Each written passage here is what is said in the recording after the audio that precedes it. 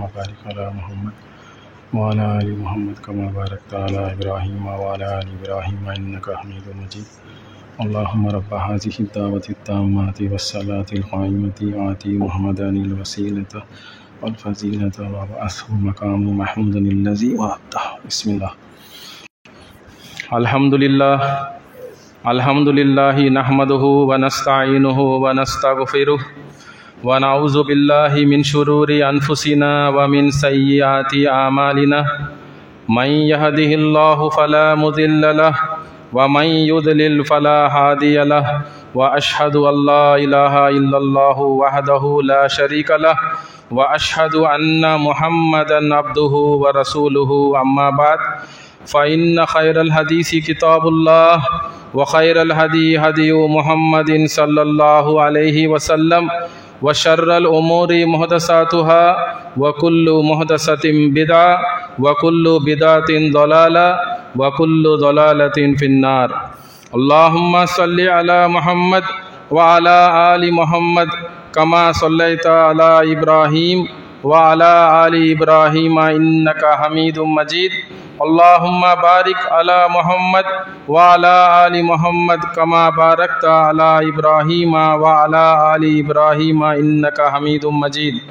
قال الله تعالى في القرآن المجيد: أعوذ بالله من الشيطان الرجيم بسم الله الرحمن الرحيم. يا أيها الذين آمنوا ادخلوا في السلم كافة ولا تتبعوا خطوات الشيطان إنه لكم عدو مبين. رب اشرح لي صدري ويسر لي أمري واحلل عقدة من لساني يفقهوا قولي رب زدني علما. آمين. అనంత కరుణామయుడు అపార కృపాశీలుడు అయిన అల్లాహ్ పేరుతో ప్రారంభిస్తున్నాను. ఆ అల్లాహ్ సర్వలోకాల సృష్టికర్త, సమస్త లోకవాసులకు పోషకుడు, పర్యవేక్షకుడు, పరిరక్షకుడు. తన దాసుల పట్ల గొప్ప మృదు స్వభావి, గొప్ప ప్రేమ మరియు వాత్సల్యం కలవాడు, అమితంగా క్షమించువాడు, అపారంగా కనికరించువాడు, మన పశ్చాత్తాపాన్ని స్వీకరించువాడు, తీర్పు దినపు యజమాని. అటువంటి అల్లాహ్ సుబ్హానహు తాలాకు మాత్రమే సర్వస్తోత్రములు, సర్వ ప్రశంసలు, సర్వ పొగడ్తలు శోభిస్తాయి. ప్రియమైన ధార్మిక సోదరులారా, సోదరిమణులారా, కేవలం మానవ భౌతిక మనుగడ నిమిత్తం ఆ అల్లాహ్ సుబ్హానహు తాలా ఈ సృష్టిలో ఎన్నో ఏర్పాట్లు చేసి ఉన్నాడు. ఉదాహరణకు మన పాదాల కింద భూమిని ఒక పాన్పుగా తయారు చేశాడు. మన నెత్తిపై సప్తాకాశాలను ఒకదాని మీద ఒకటి స్తంభాలు లేకుండా నిల్చోపెట్టాడు. మనకు కనిపించే మొదటి ఆకాశాన్ని నుంచి వర్షాన్ని కురిపించి, మృత భూమి నుంచి ఎన్నో రకాల, ఎన్నో రుచుల, ఎన్నో రంగుల, ఎన్నో సువాసనల మరియు ఎన్నో ప్రయోజనాలు గల పంటలను ఉత్పత్తి చేస్తున్నాడు. తద్వారా మానవులకు ఉపాధిని కల్పిస్తున్నాడు. ఆ అల్లాహ్ సుబ్హానహు తాలాయే భూమి దొర్లిపోకుండా పర్వతాలను మేకుల మాదిరిగా పాతిపెట్టాడు. సుబ్హానల్లాహ్. అటువంటి అల్లాహ్ సుబ్హానహు తాలా సర్వ మానవాళి మార్గదర్శక నిమిత్తము కూడా గ్రంథాలను అవతరింప చేస్తూ వచ్చాడు, ప్రవక్తలను పంపిస్తూ వచ్చాడు. ఈ పరంపరలో అల్లాహ్ సుబ్హానహు తాలా అవతరింప చేసిన నిజ నిత్య పారాయణ గ్రంథం, చిట్ట చివరి గీటురాయి ఖురాన్ గ్రంథం. ఈ గ్రంథంలో సత్యాన్ని అసత్యాన్ని వేరు చేసి చూపించే సుస్పష్టమైన ఆదేశాలు ఉన్నాయి. కాబట్టే దీనికి ఇంకొక పేరు ఫుర్ఖాన్, గీటురాయి. ఈ గ్రంథాన్ని అల్లాహ్ సుబ్హానహు తాలా తన చిట్ట చివరి ప్రవక్త, హృదయాల విజేత, మానవ మహోపకారి అయిన ముహమ్మద్ సల్లల్లాహు అలైహి వసల్లం వారి హృదయ ఫలకాలపై అవతరింపచేశాడు. ప్రియమైన ధార్మిక సోదరులారా, సోదరిమణులారా, మనం ఎన్నోసార్లు నేను ఇప్పుడు ఖుత్బాలో పఠించిన ఆయతును విని ఉంటాం. సూరా అల్ బకరా, సూరా నంబర్ 2, ఆయతు నంబరు 208. యా అయ్యుహల్లదీన ఆమను దుఖులు ఫిస్సిల్మి కాఫ్ఫా వలా తత్తబిఉ ఖుతువాతిష్ షైతాన్ ఇన్నహు లకుమ్ అదువ్వుం ముబీన్. దీని యొక్క అర్థం ఏమిటంటే, ఓ విశ్వాసులారా, విశ్వసించిన వారులారా, మీరు ఇస్లాంలోకి పూర్తిగా ప్రవేశించండి, మీరు ఇస్లాంలోకి పూర్తిగా ప్రవేశించండి, శైతాను యొక్క అడుగు జాడలలో నడవకండి, వాడు మీ యొక్క బహిరంగ శత్రువు, హీ ఈజ్ అన్ అవోర్డ్ ఎనిమీ అని అల్లా తాలా స్పష్టంగా మనకి ఇక్కడ తెలియచేస్తున్నాడు. సోదరులారా, సూరా యూసుఫ్ తీసుకుంటే మనకు తెలుసు యూసుఫ్ అలైహిస్సలాం వారి గాథ ఏంటో మనం చాలాసార్లు విని ఉంటాం. సొంత సోదరులే ఆయన్ను ఒక పన్నాగం పన్ని ముందేమో చంపాలనుకుంటారు, తర్వాత బావిలో తోసేస్తారు. ఏమీ చేయని పాపానికి ఎన్నో కష్టాల పాలవుతారు. ఆయన జైలుకు కూడా వెళ్తారు, ఒక బానిసలాగా కూడా ఆయన జీవితాన్ని గడుపుతారు. కానీ మీరు అదే సూరాలో ఆయత్ నంబర్ 100 తీసుకుంటే 12:100 సూరా యూసుఫ్, తన సోదరులు తన్ని కలిసినప్పుడు యూసుఫ్ అలైహిస్సలాంని గుర్తించినప్పుడు ఆయన ఏమంటాడు?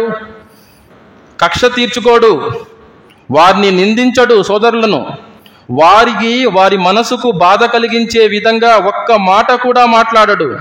ఏమంటున్నాడు దాంట్లో మీరు గమనించండి. ఈరోజు ఖురాన్ తీసి ఏముంది దాంట్లో? శైతాను నాకు నా సోదరులకు మధ్య చిచ్చు పెట్టాడు. సుబ్హానల్లా, శైతాను నాకు నా సోదరులకు మధ్య చిచ్చు పెట్టాడు అని ఆయన చాలా హుందాగా ప్రవర్తించారు అక్కడ. సుబ్హానల్లా, ఈ రోజున సోదరుల మధ్య చిన్న మనస్పర్ధ వస్తే మాటలు లేవు. 3 రోజుల కంటే ఎక్కువ మాట్లాడకుండా ఉండకూడదు ఇస్లాం ప్రకారము, కానీ మాటలు లేవు. వారి ఇంట్లో ఫంక్షన్స్కి మనం వెళ్ళాము, మన ఇంట్లో ఫంక్షన్స్కి వాళ్ళు రారు. ప్రవక్త ముహమ్మద్ సల్లల్లాహు అలైహి వసల్లం వారు అంటున్నారు, తన యొక్క ఏకైక హజ్లో ఆయన చేసింది ఒకే ఒక హజ్ యాత్ర, అదే మొదటిది, అదే చివరిది కూడా మనందరికీ తెలుసు. అందులో ఏమన్నారు? నేను మీ వద్ద 2 విషయాలు వదిలి వెళ్తున్నాను. ఒకటి అల్లా యొక్క గ్రంథం ఖురాన్, మరియు రెండవది నా యొక్క పద్ధతి సున్నత్. ఈ రెండిటిని ఎవరైతే గట్టిగా పట్టుకుంటాడో అతను ఎన్నటికీ మార్గభ్రష్టుడు అవ్వడు అని స్పష్టంగా చెప్పారు. మరి ఆలోచించాలి ఎవరికి వాళ్ళు. మనము మన దైనందిన జీవితంలో ప్రతి విషయంలో మన జీవితానికి సంబంధించిన, మన వ్యక్తిగతానికి సంబంధించిన, మనకు సంబంధించిన ప్రతి విషయంలో మనము ఇస్లాం ప్రకారము, అల్లా యొక్క ఆజ్ఞ ప్రకారము, ప్రవక్త ముహమ్మద్ సల్లల్లాహు అలైహి వసల్లం వారి సున్నత్ ప్రకారము నడుచుకుంటున్నామా? సూరా అల్ అహ్జాబ్ తీసుకుంటే 33:36లో ఏమని ఉంది? ఒక విషయంలో అల్లాహ్ మరియు ఆయన యొక్క ప్రవక్త ఒక నిర్ణయం చేసిన తర్వాత ఆ విషయంలో, ఆ యొక్క విశ్వాసి యొక్క వ్యక్తిగత విషయంలో ఏ ముస్లిం పురుషునికి కానీ ఏ ముస్లిం స్త్రీకి కానీ తమకు వర్తించే ఆ యొక్క వ్యక్తిగత విషయంలో, పర్సనల్ మ్యాటర్లో ఎటువంటి స్వయం నిర్ణయాధికారము మిగిలి ఉండదు. సుబ్హానల్లాహ్, ఆలోచించండి. మీ యొక్క పర్సనల్ మ్యాటర్లో ఒక విషయం వచ్చేసిన తర్వాత, ఖురాన్ మరియు హదీస్ ప్రకారం వచ్చేసిన తర్వాత, you don't have any right to make a personal decision. మీ పర్సనల్ మ్యాటరే, మీ వ్యక్తిగత విషయమే అయినా కూడా, నైలో భాయ్ ఆప్ కहाँ होता ये सब, वो जमाना गया, ये సహాబా కా జమానా క్యా ఏ, నౌజుబిల్లా. ఎప్పటికైనా సరే ఖురాన్ మరియు సున్నత్ ప్రకారమే మనం నడుచుకోవాలి. అందులోనే మనకు మోక్షం ఉంది, అందులోనే మనకు లాభం ఉంది, అందులోనే మనకు సక్సెస్ ఉంది, సాఫల్యం ఉంది. సోదరులారా, జాగ్రత్తగా గమనించాలి. మనం ఈ శైతాన్ను గుర్తించామా? అసలు ఈ శైతాన్ అంటే ఎవరు? క్లుప్తంగా చెప్పాలంటే ఒక చిన్న ఇన్సిడెంట్లో ఆదం అలైహిస్సలాం ముందు అందరినీ, దేవదూతలను అల్లా ఆజ్ఞాపించాడు, మీరందరూ ఆదాంకు సాష్టాంగ పడండి అని. అందరూ సాష్టాంగం చేశారు. ఆలోచించండి, ఒక క్లాస్ రూమ్లో ఒక టీచర్ ఆజ్ఞాపిస్తే all of you get out అని అందరూ వెళ్ళిపోయి, 100 మంది 500 మంది వెళ్ళిపోయి, బయటికి వెళ్ళిపోయి ఒక్కడలా మిగిలి ఉండడం అనేది జరగదు సాధారణంగా. ఎన్నో వేల మందో, 1,00,000 మందో, నిజమైన సంఖ్య అల్లాకే ఎరుక. దైవదూతలందరూ సాష్టాంగం చేస్తే వీడొక్కడలా నిల్చొని ఉన్నాడు. వీడు దైవదూత కాదు, జిన్. కాన మినల్ జిన్, జిన్నాతుల కోవకు చెందినవాడు వీడు, ఇబ్లీస్. సాష్టాంగం చేయలేదు. అల్లా స్వయంగా ప్రశ్నించాడు, నేనే స్వయంగా నీకు ఆజ్ఞ జారీ చేసినప్పుడు సాష్టాంగ పడమని ఏ విషయం నిన్ను అడ్డుకుంది అంటే ఏమన్నాడు? నేను అతని కంటే ఘనుడను, ఆదాము కంటే ఘనుడను, నీవు నన్ను అగ్నితో తయారు చేశావు, అతన్ని మట్టితో తయారు చేశావు అని సృష్టికర్తకే చెబుతున్నాడు సృష్టి గురించి. అటువంటి మూర్ఖుడు, అటువంటి అహంకారి. సృష్టికర్తకు తెలుసా ఎవరు ఘనత కలిగిన వారో ఎవరు కాదో? వీడికి తెలుసా? అవన్నీ పక్కన పెట్టేసి ఈ అజ్ఞాని, ఈ నీచుడు అల్లా మీదనే నింద వేశాడు.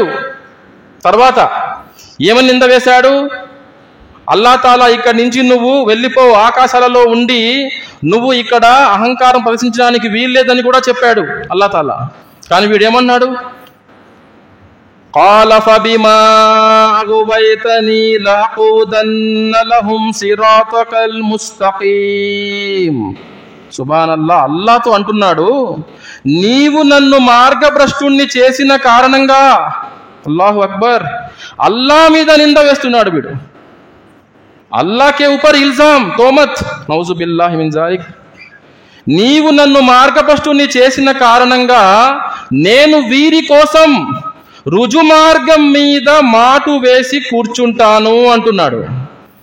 మనలో చాలా మంది ఉన్నారు సోదరులు, సోదరిమణులు, ఈ రోజున ఏదైనా కష్టం వచ్చి అలాగా ఆ కష్టం తీరకుండా ఉంటే, అరే మేము షిర్కు వదిలిపెట్టాము, ఇంతకుముందు తావీజులు వేసుకునే వాళ్ళము, దర్గాలకు వెళ్ళే వాళ్ళము, మేము బిదాత్ పనుల్లో ఉండే వాళ్ళము, నిమగ్నమై ఉండే వాళ్ళము, ఒక్కప్పుడైతే మాకు అల్లాయే తెలీదు, అవిశ్వాసుల్లా జీవితం గడిపే వాళ్ళం మేము. అటువంటిది అవన్నీ కాదని మేము ఇస్లాం స్వీకరించి రుజుమార్గం మీదికి వచ్చి ఖురాన్ మరియు సున్నత్ ప్రకారము ఏవైతే పట్టుకుంటే మార్గభ్రష్టులు అవ్వమో అటువంటి హిదాయత్ మీదకు వచ్చి రుజుమార్గం మీదకు వచ్చిన తర్వాత మాకెందుకు ఇన్ని కష్టాలు వస్తున్నాయి? మా కూతుళ్లకు ఎందుకు పెళ్లిళ్ళు అవ్వడం లేదు? సంబంధాలు వస్తున్నాయి, నిశ్చితార్థం అవ్వడం లేదు, పెళ్లి అవ్వడం లేదు, పెళ్ళైనా కూడా పిల్లలు పుట్టడం లేదు. మెడికల్ రిపోర్ట్స్ చూస్తే అన్ని normal, blood test normal, all reports normal, CT scan normal, MRI scan normal. మరి ఏంటి కష్టాలు? శైతాన్ను ఏ విధంగా గుర్తించాలో మనం ఆ విధంగా గుర్తించలేదు. ఈ వాక్యాన్ని జాగ్రత్తగా వినండి మీరు. నేను వారి కోసము రుజుమార్గంపై మాటు వేసి కూర్చుంటాను అంటున్నాడు. అంటే మీరు చెడు దారులన్నీ వదిలిపెట్టి ఎప్పుడైతే హిదాయత్ను స్వీకరిస్తారో, ఇస్లాంను స్వీకరిస్తారో, సిరాతుల్ ముస్తకీం మీద నడవడానికి సంకల్పించుకుంటారో, మీరు ఆ మార్గానికి రావడానికి ముందే అక్కడ మీకోసం కాచుకొని ఉన్నాడు ఎవడు? అదువ్వుం ముబీన్. దేనికోసము? మనల్ని సన్మానం చేయడానికి కాదు. అయ్యో మీరు షిర్క్ వదిలిపెట్టేశారా, బిదత్ వదిలిపెట్టేశారా, అవన్నీ వదిలిపెట్టేశారా, మీరు కబీరా గునా అవన్నీ రుజుమార్గం మీద వచ్చారా, ఇక్కడి నుంచి ప్రశాంతంగా ఉంటుందా జీవితం? లేదు, కష్టాల మీద కష్టాలు వస్తాయి, దాడికి గురవుతాం మనము. ఇది అల్లా యొక్క మాటలు ఇవి. తదుపరి ఆయత్ మీద గమనిస్తే సూరా అల్ అరాఫ్లో నేను ఇందాక పఠించిన ఆయతు 7:16 తదుపరి ఆయతులో శైతాన్ అంటున్నాడు, నేను వారిపై ముందు నుంచి వెనక నుంచి కుడి వైపు నుంచి ఎడమ వైపు నుంచి వారిపై దాడి చేస్తాను, ఐ అటాక్ దెమ్. వారిలో నువ్వు చాలా మందిని కృతజ్ఞులుగా పొందలేవు అన్నాడు. అల్లాహు అక్బర్. జరగబోయేది కూడా అదే. దానికి సమాధానంగా అల్లా ఏమన్నాడు? ఎవరెవరైతే నిన్ను అనుసరిస్తారో వారందరితో కలిపి నేను నరకాన్ని నింపుతాను అన్నాడు. అది వాడికి ఘోరమైన ఓటమి. ఎవరైనా గెలిస్తే బహుమతి లభించాలి, నరకం లభిస్తుంది అంటే అది గెలుపు కాదు, ఓటమి. వాడు ఓడిపోతాడు. అయితే మీరు ఇక్కడ జాగ్రత్తగా గమనించాలి. ముందు నుంచి దాడి చేస్తాను అంటే అర్థం ఏమిటి? మనం ముందుకు వెళ్ళిపోతున్నాం, ఇహలోకం నుంచి మనం పరలోకం వైపు ప్రయాణం చేస్తున్నాం. మనం ఒకరోజు ఖచ్చితంగా మరణం సంభవిస్తుంది. కుల్లు నఫ్సిన్ దాయికతుల్ మౌత్. ఖచ్చితంగా చనిపోతాం, పరలోకమునికి మనం చేరుకుంటాం, అక్కడికి వెళుతాం. స్వర్గం నరకం యొక్క నిర్ణయం జరిగి తీరుతుంది. మరి ఆ యొక్క స్వర్గం నరకం విషయంలో, పరలోక జీవితం విషయంలో ఎన్నో సందేహాలను రేకెత్తిస్తారు మీ మనసుల్లో. కోన్ దేఖా భాయ్ జన్నత్ జహన్నం హైకి నైకి క్యా హైకి అంటుంటారు కొంతమంది. ఇప్పటికీ దానికి కూడా సమాధానం ఉంది. ప్రవక్త ముహమ్మద్ సల్లల్లాహు అలైహి వసల్లం వారు స్వయంగా వీక్షించి వచ్చారు, స్వర్గం నరకం వీక్షించి వచ్చి అక్కడ జరిగిన విషయాల గురించి మనకు తెలియచేశారు కూడా. సుబ్హానల్లాహ్. కానీ ఆ విషయాల గురించి మనలో సందేహాలను రేకెత్తిస్తూ ఉంటాడు. వెనక నుంచి దాడి చేస్తాను అంటే ఏంటి? మనం ప్రపంచంలోనే కూరుకుపోయేలాగా, ప్రపంచం గురించే 24/7 ఆలోచిస్తూ ఉండిపోయేలాగా, ఈ ఎలుకల పందెంలో పరిగెడుతూ అలసిపోయి సమాధికి చేరుకునేలాగా చేస్తూ ఉంటాడు. చాలా మంది చూడండి సున్నత్ నమాజ్ చేయరు మనలో చాలా మంది. అంతెందుకు మీ గుండె మీద మీరు చేయి వేసుకొని మీరే ఒకసారి పరిశీలన చేసుకోండి. Do self introspection. ఎంతమంది ఫజర్ నమాజ్కి వస్తున్నారు డైలీ? మస్జిద్ యొక్క ఇమాములైతే ఏడుస్తున్నారు, ప్రసంగాలు ఇస్తూ ఏడుస్తున్నారు. ఫజర్ మే ఆప్ లోగ్ కహా రహతే హే అడుగుతున్నారు. ఫజర్ మే ఏ ముసల్మానో ఆప్ లోగ్ కహా రహతే హే ఫజర్ మే అడిగి అలిసిపోతున్నారు. మెంబర్ల మీద ఏడుస్తున్నారు చాలా మంది. మనం అంటున్నాం మనం ఖురాన్ మరియు సున్నత్ ప్రకారము నడుచుకునే మనము ఒక సంఘము. మనకి రోల్ మోడల్ ప్రవక్త ముహమ్మద్ సల్లల్లాహు అలైహి వసల్లం అంటున్నాం, సహబాలు అంటున్నాం. కానీ ఆచరణ చూస్తే మన సంకల్పం చూస్తే అల్లాహు ఆలం ఎవరికి వారు పరిశీలన చేసుకోవాలి. సోదరులారా, జోహర్ నమాజ్ చేయడము, అసర్ చేయడము, మగ్రిబ్ చేయడము, ఇషా నమాజ్ చేయడము ఫజర్తో పోలిస్తే చాలా సులువైన పని. అల్లాహ్ సుబ్హానహు వ తఆలా మనందరికీ ఏ విషయాన్ని ఏ విధంగా అర్థం చేసుకోవాలో ఆ విధంగా అర్థం చేసుకునే సౌభాగ్యాన్ని ప్రసాదించుగాక. ఆమీన్. సోదరులారా, వెనక నుంచి దాడి చేస్తాను అంటే 24/7 నమాజ్ అవ్వడమే ఆలస్యం. మొబైల్ తీసుకొని చూసుకుంటూ ఉంటాం మనం. వాట్సాప్ మెసేజెస్, ఇన్స్టాగ్రామ్, అది ఇది అసలు చెయ్యకూడని పనులు కొంతమంది యువత అయితే స్మార్ట్ ఫోన్లో మస్జిద్లో ఉన్న విషయం కూడా మర్చిపోయి ఏవో చేస్తూ ఉంటారు. అంత బిజీ అనమాట ప్రాపంచిక విషయాల్లో. ప్రాపంచిక వ్యామోహం మనసుల్లో కూరుకుపోయింది. దాంట్లో శైతాన్ యొక్క తోడ్పాటు, సహాయం ఉంటుంది. కుడివైపు నుంచి దాడి చేస్తాను అంటే ధర్మం గురించి సందేహాలు రేకెత్తిస్తాడు. చాలా సంవత్సరాలుగా అసలు అల్లాహ్ గురించి ఆలోచించని వ్యక్తి అల్హమ్దులిల్లా అల్లాహ్ యొక్క దయతో ఇవాళ ఎందుకో నమాజ్కి వెళ్దామని అనిపించి మస్జిద్కి వస్తే అక్కడ మస్జిద్లో గొడవలు అవుతుంటాయి. గట్టిగా కేకలేసుకొని నమాజీలు కొంతమంది మాట్లాడుకుంటూ ఉంటారు. అప్పుడు అతనికి అర్థమవుతుంది, అరే ఇన్ని జమాతులు ఉన్నాయట, ఇన్ని వర్గాలు ఉన్నాయట, ఈ ఒక్కొక్క జమాతులో మళ్ళీ వర్గాలు ఉన్నాయట, ఏంట్రా ఇదంతా నిజమేనా? ఇదంతా అవసరం లేదు, మంచి చేస్తే చాలు, ఎవరికి హాని కలిగించకుండా, హెల్ప్ ఎవర్ హర్ట్ నెవర్. మనం చూస్తుంటాం ఆటోల మీద, హెల్ప్ ఎవర్ హర్ట్ నెవర్, ఇది చేసుకుంటే చాలులే, మనం ఈ జోలికి వెళ్ళకూడదు, ఈ విషయ జోలికి, మానవత్వమే అసలైన ధర్మం అనుకుంటారు వాళ్ళు. సోదరులారా, ఆలోచించండి. కుడివైపు ధర్మం విషయంలో ఎన్నో సందేహాలు రేకెత్తిస్తూ ఉంటాడు. ఎందుకు? మనం ఆచరణ చేయకూడదని అల్లాహ్తో సవాల్ చేసి ఉన్నాడు వాడు. ఎడమ వైపు నుంచి దాడి చేస్తాను అంటున్నాడు. అంటే ఏంటి? పాపాలలో నిమగ్నమయ్యేలాగా చేస్తాడు. ఈ రోజున సోదరులారా, సోదరుమనులారా, మీ పిల్లలు ఇస్లామిక్ స్కూల్లో చదువుతున్నా కూడా మీరు ఒక కంట కనిపెట్టుకొని ఉండాలి. నేనే స్వయంగా చాలా ఆశ్చర్యపోయాను. ఎన్నో విషయాలు జరుగుతున్నాయి. మీరు నేను చెప్పబోయే ఈ టర్మ్స్ కనీసం విని ఉంటారు చాలా మంది మీలో పేరెంట్స్, తల్లిదండ్రులు. Black pink, BTS music band from Korea, మీరు విన్నారా ఇవి? బ్లాక్ పింక్ ఏంటి, BTS ఏంటి? కొరియన్ డ్రామా అట, చైనా డ్రామా అట. మీరు బిగ్ బాస్ వినే ఉంటారు. ఇటువంటి ప్రోగ్రామ్స్ చూస్తున్నారు, పిల్లలు చూస్తున్నారు. 5th క్లాస్ 6th క్లాస్ పిల్లలు చూస్తున్నారు. దాంట్లో ఎంతో అశ్లీలత ఉంది, ఎంతో అశ్లీలత, అసభ్యకరమైన విషయాలు, మన అకీదాను పాడు చేసే విషయాలు ఉన్నాయి. అవన్నీ పిల్లలు చూస్తున్నారు. మనం అనుకుంటున్నాం ఇస్లామిక్ స్కూల్లో జాయిన్ చేసేసాము, సరిపోయింది, మన పని అయిపోయింది అని. మనం ఒక కంట కనిపెట్టుకుని ఉండాలి. మన పిల్లలు ఏం చేస్తున్నారు? సూరా అల్ ఫుర్ఖాన్ తీసుకోండి, సూరా నంబర్ 25. ఆ రోజున దుర్మార్గుడు తన చేతులు కొరుక్కుంటూ అంటాడు, అయ్యో నేను ప్రవక్త ముహమ్మద్ సల్లల్లాహు అలైహి వసల్లం వారి పద్ధతిని అనుసరించి ఉంటే ఎంత బాగుండేది అని బాధపడతాడు. ఆయన గారి పద్ధతి ఏమిటి? ఖురాన్ మరియు సున్నత్. ఖురాన్ ప్రకారమే ఆయన ఆచరణ చేశారు. ఆయన యొక్క ప్రతి ప్రవచనం మన కోసము ఒక గైడ్ లైన్, ఒక డైరెక్షన్, ఒక పాలసీ మనందరి కోసము. తర్వాత చూడండి, ఆ రోజున తీర్పు దినాన వకాలర్ రసూలు యా రబ్బి ఇన్న కౌమి ఇత్తఖజు హాజల్ ఖురాన మహజూరా.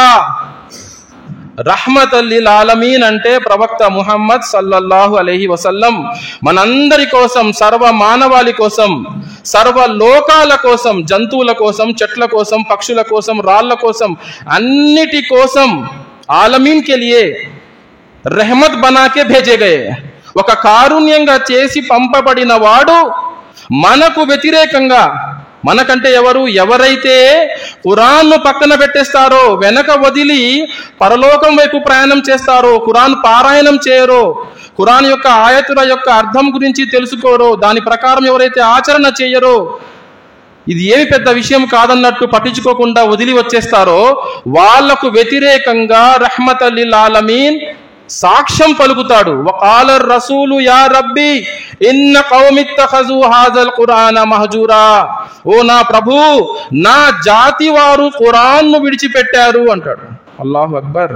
ఆలోచించండి, ఎంతమంది ఖురాన్ పారాయణం చేస్తున్నాం, ఎంత ఖురాన్ పారాయణం చేస్తున్నాం, తదబ్బుర్ చేస్తున్నామా, ఖురాన్ యొక్క ఆయాతుల్లో యోచన చేస్తున్నామా మనము? అటువంటి డిస్కషన్స్ ఇంట్లో అవుతున్నాయా? అసలు ఖురాన్ గురించి, హదీసుల గురించి డిస్కషన్స్ అవుతున్నాయా? ఏ టాపిక్స్ మీ ఇళ్లలో డిస్కషన్స్ అవుతున్నాయి? మీ పిల్లలు ఏ టాపిక్స్ వింటున్నారు? చాలా జాగ్రత్తగా ఉండండి మీరు.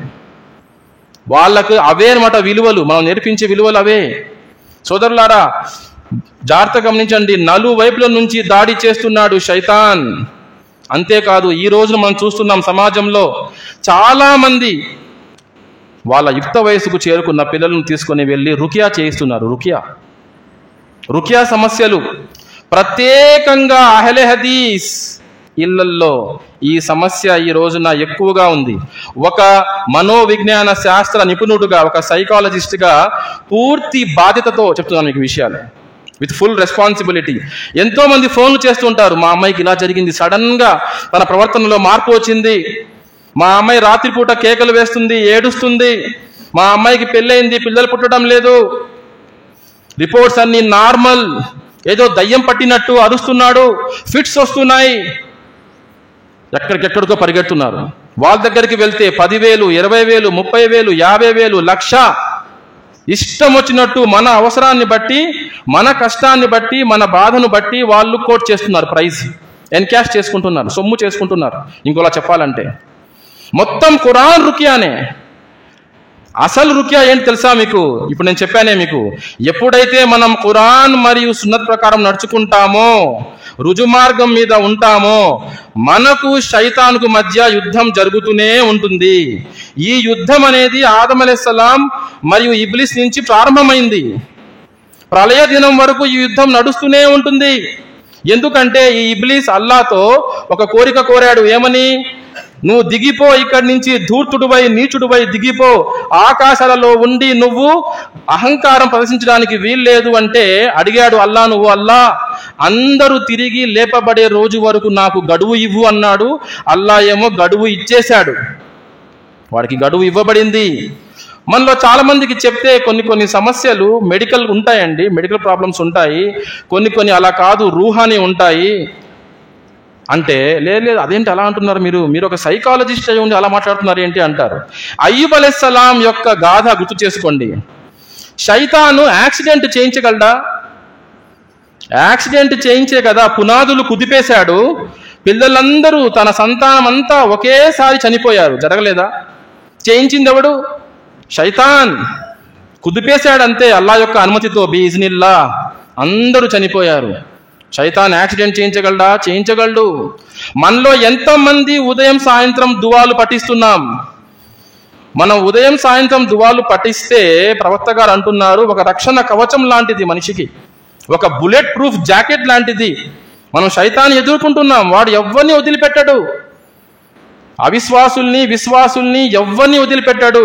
ఇబ్నే ఆదం అంటేనే వాడికి శత్రువులు, అంతే. వాడు సవాల్ చేసిందే అది. ఆలోచించండి. రోగం కలిగించగలడా? ఒళ్ళంతా పుండైపోయింది, ఎన్నో రోగాల పాలయ్యారు అయ్యూబ్ అలైహిస్సలాం.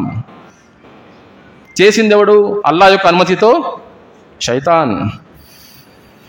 ఆస్తి, సంపద, ధనం మొత్తం పోగొట్టుకున్నారు. చేసిందెవడు? శైతాన్. అల్లా యొక్క అనుమతితో. భర్తకు భార్యకు మధ్య కూడా చిచ్చు పెట్టేశాడు. బంధువులు కూడా ఆయన వదిలిపెట్టేశారు. భార్య కూడా దూరం అయిపోయింది. సోదరులారా, మనం ఈ శైతాన్ని గుర్తించాలి. అల్లా అంటున్నాడు సూరా నిసా సూరా నంబర్ 4 ఆయత్ నంబర్ 76లో అల్లా అంటున్నాడు, అల్లదీన ఆమను యుకాతిలూన ఫీ సబీలిల్లాహ్ వల్లదీన కఫరు యుకాతిలూన ఫీ సబీలిత్ తాగూత్ ఫీ సబీలిత్ తాగూతి ఫకాతిలూ ఔలియా శైతాన్ ఇన్న కైదశ్ శైతాని కాన దঈఫా. విశ్వసించిన వారు అల్లా మార్గంలో పోరాడతారు. పోరాడాలి మీరు నేను. విశ్వసించిన వారు అల్లా మార్గంలో పోరాడుతారు. అవిశ్వాస వైఖరి అవలంబించిన వారు తాగూతు మార్గంలో పోరాడతారు. అంటే దైవేతరుల మార్గంలో వాళ్ళు పోరాడతారు. ఈ జిన్నాతులు షయాతీన్ అందరూ కూడా దైవేతుల మార్గంలో మనతో పోరాడుతూ ఉంటారు. యుద్ధం జరుగుతూనే ఉంటుంది. కాబట్టి మీరు ఏం చేయాలి? శైతానుల సోదరులతో స్నేహితులతో మీరు యుద్ధం చేయండి. తర్వాత అల్లా అంటున్నాడు, ఇన్న కైదశ్ శైతాని కాన దঈఫా. ముమ్మాటికి నిశ్చయంగా శైతాను యొక్క ఈ జిత్తులు ఉన్నాయే చాలా బలహీనమైనవి అంటున్నాడు. సుబ్హానల్లాహ్. Verily the plot of Shaitan has ever been weak. చాలా మంది ఏం చేస్తుంటారు, మన దగ్గర డబ్బులు తీసుకోవడానికి భయపెడుతుంటారు. మీరు తీసేయడము అలా కాదు అలా కాదు. మనం ఏంటి రాత్రి 12కి కూడా వాళ్ళకే ఫోన్ చేయాలి. भाई जरा बच्ची को ऐसा हुआ भाई, बच्चे को ऐसा हुआ भाई, फिट्स आ गए भाई, डर गया भाई बच्चा, आंखें ऊपर कर दिया भाई, ऐसा करना भाई, क्या करना भाई. మొత్తం ఖురాన్ రుకియానే సోదరులారా. అయితే ఈ ఖురాన్ను రక్షించేది ఎవరు? అల్లాహ్ సుబ్హానహు వ తఆలా. అల్లాహే అంటున్నాడు సూరా అల్ హిజ్రులో ఏమని, ఈ ఖురాన్ గ్రంథాన్ని మేమే అవతరింపచేశాము, దీని యొక్క రక్షణ బాధ్యత కూడా మాదే. ఏ విధంగా రక్షిస్తున్నాడు అల్లాహ్ తాలా? నలుగురు వ్యక్తుల ద్వారా రక్షణ మనకి కల్పిస్తున్నాడు అల్లాహ్ తాలా. అది ఆ నలుగురు ఎవరు? ఒకటి హుఫాజ్. ఎవరైతే ఖురాన్ గ్రంథాన్ని తమ మనసులో పదిలం చేసుకుంటారో వీళ్ళు యుద్ధ మైదానంలో ప్రత్యక్షంగా శైతాన్ను ఫేస్ చేస్తున్న వాళ్ళలో వీళ్ళు ఒక కేటగిరీ. ఎవరు? హుఫాజ్. కాబట్టి వీళ్ళు ఇంకా జాగ్రత్తగా ఉండాలి. యుద్ధ మైదానంలో ఫస్ట్ రోలో అలాంటి వీళ్ళు ఇంకా జాగ్రత్తగా ఉండాలి. హాఫిజే ఖురాన్. ఎందుకంటే చాలా బలంగా వారి మీద శైతాన్ యొక్క దాడి ఉంటుంది. జాగ్రత్త. అదే విధంగా రక్షణ కూడా ఉంటుంది, అదే విధంగా సహాయం లభిస్తుంది, అదే విధంగా అజర్ కూడా లభిస్తుంది, ప్రతిఫలం కూడా లభిస్తుంది. సుబ్హానల్లాహ్. రెండవ కేటగిరీ ఎవరు అంటే మన ఆలిములు, ధర్మ పండితులు. ఖురాన్ ప్రకారము మన యొక్క ఇస్లాహ్ చేసేవారు, రుజుమార్గం వైపు మనల్ని పిలిచేవారు, మనల్లో దిద్దుబాటు కోసం ప్రయత్నం చేసేవారు ఆలిములు, ధర్మ పండితులు. మూడవ కేటగిరీ వాళ్ళు ఎవరు అంటే దాయిలు. ఎవరైతే అవిశ్వాసులను కూడా ఇస్లాం వైపు పిలుస్తూ ఉంటారో వాళ్ళ కేటగిరీలోనే సబ్ కేటగిరీ ఎవరంటే ఎవరైతే ఇస్లాం స్వీకరిస్తారో నవ ముస్లింలు, వాళ్ళు కూడా దాయిలే. వాళ్ళ బంధువులను వాళ్ళు కూడా పిలుస్తారు కాబట్టి వాళ్ళు అదే కోవలోకి వస్తారు.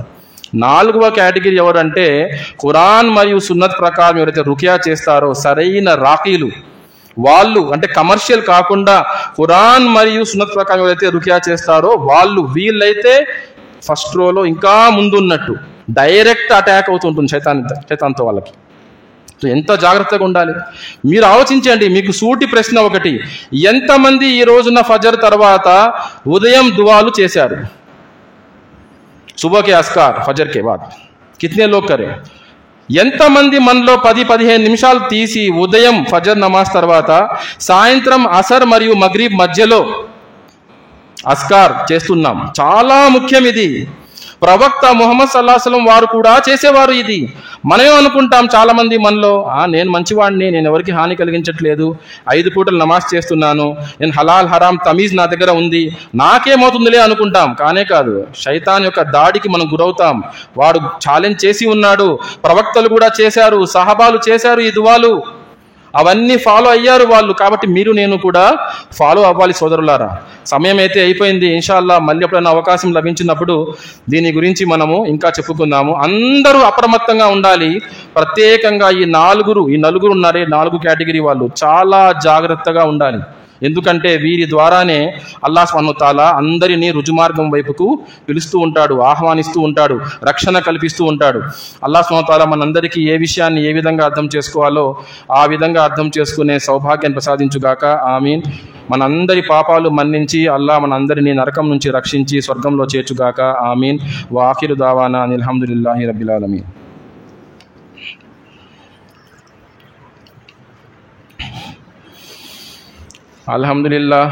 అల్హమ్దులిల్లాహి నహ్మదుహు వ నస్తঈనుహు వ నస్తగ్ఫిరుహు వ నఊజు బిల్లాహి మిన్ షురూరి అన్ఫుసినా వ మిన్ సయ్యిఆతి అమాలినా మన్ యహ్దిహిల్లాహు ఫలా ముదిల్ల లహు వ మన్ యుద్లిల్ ఫలా హాదియ లహు వ అష్హదు అల్లా ఇలాహా ఇల్లల్లాహు వహ్దహు లా షరీక లహు వ అష్హదు అన్న ముహమ్మదన్ అబ్దుహు వ రసూలుహు అమ్మా బాద్. అల్లాహుమ్మా సల్లి అలా ముహమ్మద్